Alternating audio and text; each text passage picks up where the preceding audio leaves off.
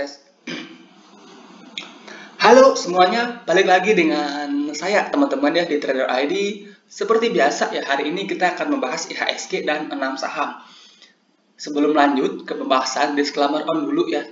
Karena video ini bukanlah ajakan untuk membeli maupun menjual suatu saham tertentu, ini murni adalah analisa saya pribadi ya. Jadi silakan untuk dianalisa ulang kembali. Karena nanti baik keuntungan maupun kerugian itu balik ke resiko masing-masing. Dan analisa teknikal itu nggak ada yang 100% benar teman-teman ya. Analisa teknikal itu ditentukan oleh psikologi kita, oleh money management kita ya. Itu yang penting dalam analisa teknikal teman-teman ya. Nah, IHSG hari ini ya, saya cukup applause ya. Bisa dibilang saya cukup amazed dengan IHSG hari ini.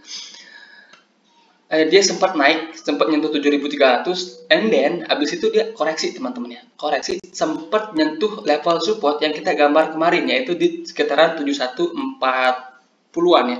Hari ini sempat nyentuh low-nya di 7146 teman-teman ya. Nah, and then sesi 2 ya. Sesi 2 itu IHSG mulai rebound teman-teman, mulai rebound, dan itu diangkat oleh saham-saham big caps. Goto hari ini koreksi 3% lebih, kemudian ditahan oleh big caps. Big caps di mana hari ini semuanya ya, hampir semuanya rata-rata pada hijau teman-teman ya, walaupun hijaunya tipis-tipis ya. Nah, so far view saya untuk IHSG ya saat ini masih sama ya. Buat teman-teman yang udah beli saham, jangan agresif ya. Trailing stop jangan lupa. Kemudian untuk saham big caps untuk saat ini ya, saya masih skip dulu. Buat teman-teman yang udah punya saham big caps, itu teman-teman tinggal pasang yang namanya trailing stop untuk menjaga profit ya. Untuk yang belum entry, saya masih belum menemukan area entry yang menarik ya buat saham-saham big caps. Kemudian yang hari ini gerak itu majority dari saham-saham third liner teman-teman, atau teman-teman ya biasa dengar istilah itu gorengan. Oke, dan menariknya adalah tiga saham yang kita bahas kemarin ya, yang kita bilang itu bisa masih dalam uptrend yang bagus, hari ini pada hammer semua teman-teman ya. Salah satunya itu BRMS, kemudian Doit, Inco, itu hari ini hammer semua teman-teman. Dan itu menurut saya cukup amazed ya, cukup itu artinya trennya cukup kuat teman-teman, trennya cukup kuat dan buyers itu masih ada di saham-saham itu. Nah, kemudian saham pertama yang akan saya bahas hari ini adalah Bukalapak.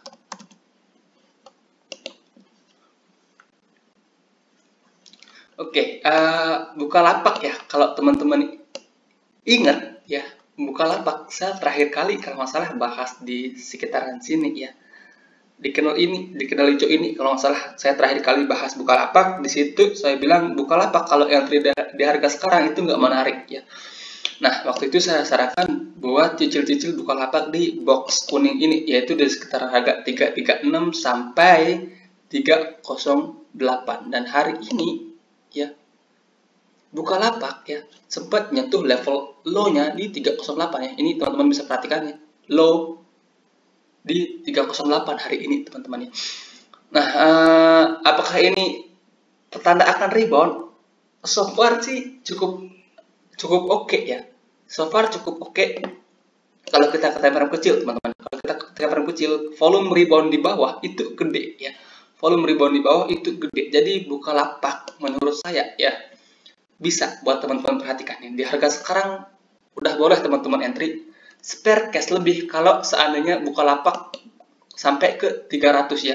Under 300 nggak ada toleransi, cut out ya. Kalau dia sampai di bawah 300 cut ya. Nah, harapan saya di sini handle-nya jadi habis itu nanti ya ketika dia breakout dari 400, maka potensi Bukalapak bisa ke sekitaran harga 500-an teman-teman ya.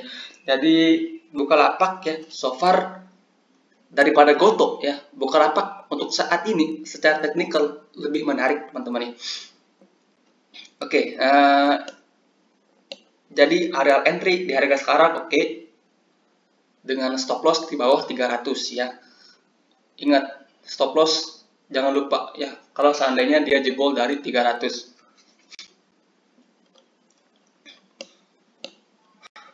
Oke, itu untuk Bukalapak teman-teman ya. Jadi kalau teman-teman tertarik bisa pertimbangkan untuk entry, kalau nggak tertarik ya skip aja ya. Itu sekali lagi sesuaikan dengan trading plan masing-masing, sesuaikan dengan risk management masing-masing.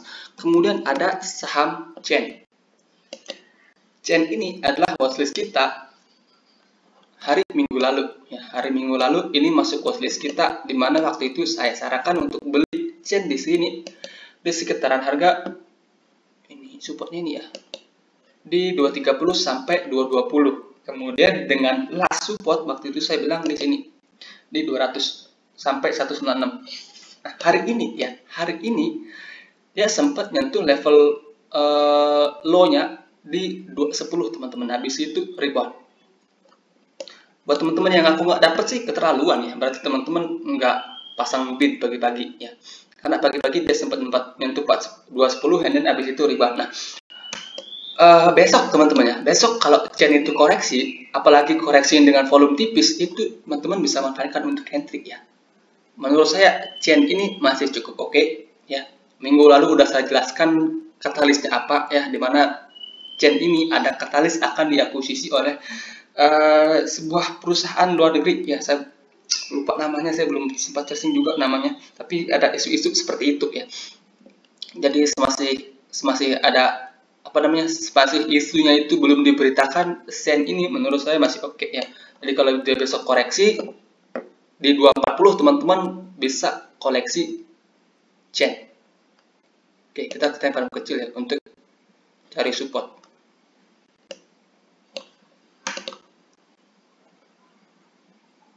Ya, dekat-dekat 240 teman-teman bisa antri Chain besok kalau dia koreksi teman-teman ya. Kalau dia langsung break 260 maka potensi dia ketahan di 300 di 278 sampai 280.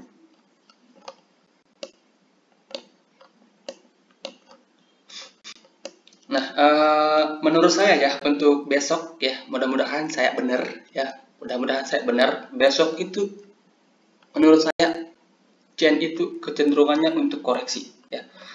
Nah, kalau dia koreksi dengan volume kecil ke 240, maka teman-teman bisa manfaatkan entry di situ ya.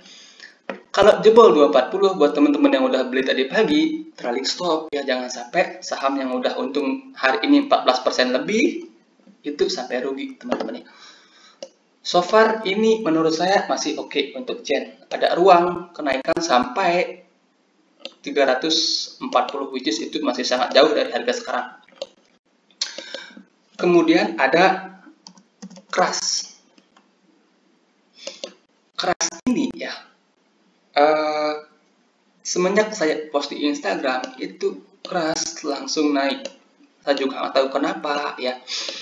Oke, Crush ini masuk ke watchlist kita hari Minggu teman-teman, dimana waktu itu saya juga jelaskan panjang lebar ya kenapa Crush itu menarik. Nah, pertama kali saya post di Instagram itu di sini ya, masih di 360-an, and then habis itu dia naik, ketahan di resisten, koreksi dengan volume kecil ya, koreksi dengan volume kecil, and then hari ini dia naik 8% lebih dan tepat nyampe resisten kita di 400 ya. Nah, untuk saat ini ya, Crush itu menurut saya menarik ya. Crush itu menurut saya menarik buat teman-teman yang belum entry, bisa manfaatkan entry di sekitaran harga ini ya, di sekitaran harga 400 sampai 390 ya. Kalau dia besok koreksi dulu sampai sana itu masih oke untuk koreksi, dengan target selanjutnya di sekitaran harga 440 sampai 450 ya. Stop lossnya teman-teman bisa pasang beberapa tick di bawah 386 ya sebagai area stop loss. Crush ini juga baru breakout double bottom hari ini. Di sini juga ada week of theory, di mana menurut week of theory ya, ketika saham membuat double bottom dan bottomnya itu lebih dalam dari bottom sebelumnya, maka potensi kenaikannya itu lebih kencang teman-teman ya. Mudah-mudahan saya benar ya, mudah-mudahan saya benar. Kalau saya salah, minta maaf ya. Hari ini dia juga naik volume gede. Nah, kalau kita ke time frame kecil ya, di sini ada yang menarik di crush teman-teman ya. Dia hari ini break double bottom dengan volume gede. Habis itu dia sempat meretest ya, meretest neckline-nya di 392. Habis itu dia rebound lagi, dan itu menurut saya sesuatu yang menarik teman-teman ya. Jadi mau beli di harga sekarang pun menurut saya cukup oke ya, tapi setengah porsi dulu ya, setengah porsi dulu. Kemudian kalau dia memang koreksi, entry setengah porsi lagi ya. Disclaimer on, karena saya udah di sini dari 360-an ya, disclaimer on teman-teman ya. Oke, itu untuk crush ya. Menurut saya sih crush ini ada peluang ya untuk reversal, dimana kita tahu sendiri ya, crush itu udah mengalami perbaikan ya dari segi fundamental perusahaannya. Kemudian sahamnya di sini turun, kenapa? Karena PKPU. Dan habis itu PKPU-nya udah mulai mereda, mulai rebound lagi, dan itu menurut saya sesuatu yang menarik ya untuk crush. Kemudian GCCO yang hari ini menyelamatkan porto saya ya. Hari ini bisa dibilang hari keberuntungan saya teman-teman ya, dimana hari ini saya jual IATA, kemudian entry GCCO, dan GCCO langsung arah ya. Dan itu menurut saya keberuntungan yang sangat jarang terjadi di saya teman-teman ya. Nah, GCCO ini sendiri kalau nggak salah Jumat atau Minggu ya, pernah saya post di Instagram ya, dimana waktu itu harganya masih di sini ya, di candle hijau ini 7 April saya pernah post di Instagram kalau GCCO ada potensi cup and handle dengan support di 150 dan resistennya di 170. Nah, buat teman-teman yang mungkin dapat di sini ya, itu good banget ya, itu bagus banget. Atau mungkin yang pakai metode saya teman-teman, setengah-setengah kan, biasanya setengah-setengah kan, di sini entry setengah, di sini entry setengah lagi pas breakout, average kan di sini teman-teman ya. Hari ini dia arah capek target, tepat di target teman-teman, tepat di target. Nah, untuk sekarang ya, buat teman-teman yang udah entry GCCO, trailing stop jangan lupa ya.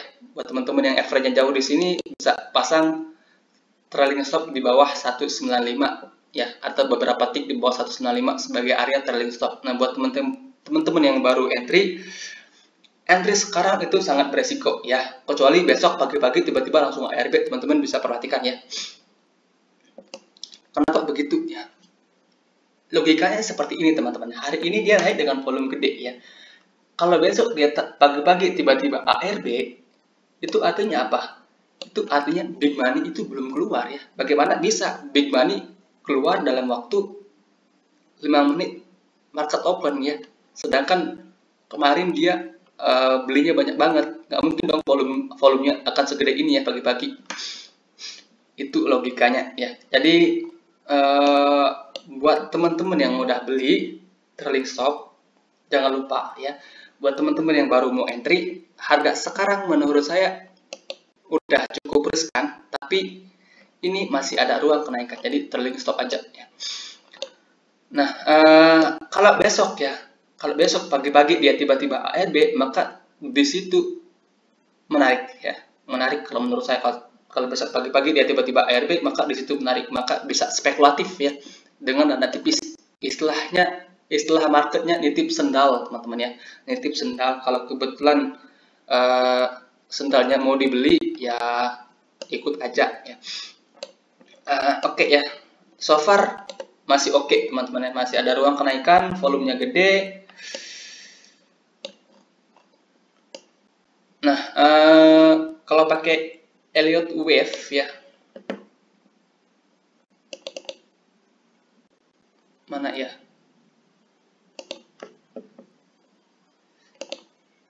Ini yang pertama, yang kedua, ini yang ketiga, ini yang keempat, dan potensi menuju yang kelima. Target yang kelima gimana? Kita pakai Fibonacci dari low ini ke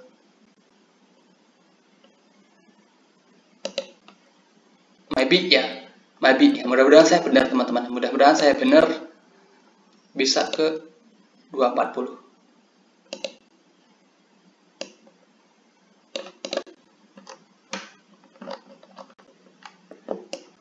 Mudah-mudahan saya benar ya. Jadi buat teman-teman yang udah beli, sekali lagi ya selalu saya ingatkan, trailing stop jangan lupa, jangan sampai saham yang udah untung itu jadi rugi. Nah, buat teman-teman yang baru mau entry ya, kalau besok pagi-pagi tiba-tiba sahamnya ARB, maka di situ pasti ada sesuatu teman-teman. Jadi bisa teman-teman spek baik. Oke, itu saja ya untuk GCCO. Ini saham super high risk, jadi harus stay in market dan juga harus dengan dana yang kecil. Kalau dengan dana yang gede nanti bisa di keramasin. Kemudian AMRT ya. Terus terang, jujur ya. Saya ketinggalan di AMRT ya. Ketinggalan di sini. AMRT udah bagus sebenarnya ya. Ada double bottom yang menarik banget sebenarnya di sini. Terus terang saya ketinggalan ya, terus terang banget saya ketinggalan dan saya nggak ikut saham ini karena saya tiba-tiba lihatnya udah di sini ya, tiba-tiba lihatnya udah di sini dan ya nggak berani saya beli. Nah, untuk saat ini AMRT emang naiknya udah sangat kenceng ya, tapi kalau dilihat dari time frame kecil ya, hari ini dia break pattern lagi ya. Kalau kita lihat ke time frame 1 jam, hari ini dia break pattern, yaitu bullish pennant dengan target kenaikan. Biasanya pennant itu ya targetnya sesuai dengan patternnya, yaitu maybe bisa ke 1850-an maybe ya. Hopefully bisa ya. Buat teman-teman yang udah beli gimana? Trailing stop jangan lupa ya. Buat teman-teman yang baru mau entry gimana? Support terdekat itu ada di sini teman-teman ya. Di 1720 sampai 1700 lah ya. Jadi kalau teman-teman mau entry di harga sekarang, stop loss jangan lupa under 1700 itu teman-teman bisa out ya. Tipis-tipis ya. Tipis-tipis. Kenapa tipis-tipis? Padahal ini bukan saham trendliner, karena sahamnya udah menurut saya ya udah terlalu kenceng ya. Udah terlalu kenceng, tapi masih ada lah potensi untuk lanjut. Jadi ya kalaupun mau entry, dananya diatur, money management diatur teman-teman ya. Masa sih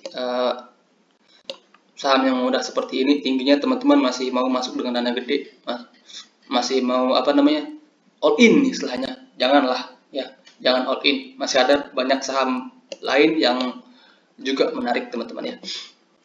Oke, so far AMRT menurut saya bagus dan masih ada ruang untuk kenaikan. Cuma kalau mau entry, money management diatur ya, pasang stop loss jangan lupa. Kemudian yang satu ini belum pernah saya bahas ya. Ini salah satu saham requestan dari subscriber dan belum pernah saya bahas. Ini sudah muncul ya, bukan ya? Sorry ya, saya nggak tahu ini saham apa ya. Jadi buat teman-teman yang udah request, hopefully teman-teman tahu saham ini saham apa, bergerak di bidang apa ya. Minimalnya ya, kalau teman-teman mau beli sebuah saham, apalagi untuk swing trader, teman-teman tahu saham itu saham apa, bergerak di bidang apa, bisnisnya apa. Minimum teman-teman tahu itu ya. Nah, cukup oke sebenarnya, cukup oke. Dia ketahan di resisten, kemudian turun dengan low volume ya. Kalau kita lihat time frame kecil 1 jam 15 menit ya. Volume bunganya lumayan gede, tapi dibandingkan dengan volume naiknya itu masih belum terlalu gede ya. Nah, cukup menarik sebenarnya ya teman-teman ya. Cukup menarik sebenarnya di sini ada ascending triangle yang potensi untuk di break ya. Nah, untuk saat ini supportnya ada di 115 ya. Supportnya ada 115, kemudian untuk neckline-nya itu ada di 123 ya. Nah, kalau dia break 123 potensi kenceng bisa ke sini. Ke sekitaran 130 sampai 135 ya. Nah, itu untuk SDMU. Jadi menurut saya sih cukup menarik juga ya. Tapi kelihatannya saham ini kurang liquid ya. Kelihatannya kurang liquid karena di sini ya pas dia turun dari sini volumenya kecil-kecil banget ya, kelihatannya kurang liquid sih. Jadi buat teman-teman yang mau entry saham ini money management diatur ya, jangan masuk terlalu gede karena kalau bandarnya tahu ya ada money gede, ada uang gede yang masuk, teman-teman bisa digocek dengan mudah ya. Oke, itu ya untuk SDMU so far cukup menarik menurut saya pribadi. Kemudian ya sekian ya untuk pembahasan kita hari ini, semoga bermanfaat. Udah panjang lebar saya ngomel, semoga omelan saya atau ocehan saya bisa bermanfaat buat teman-teman sekalian. Terima kasih banyak.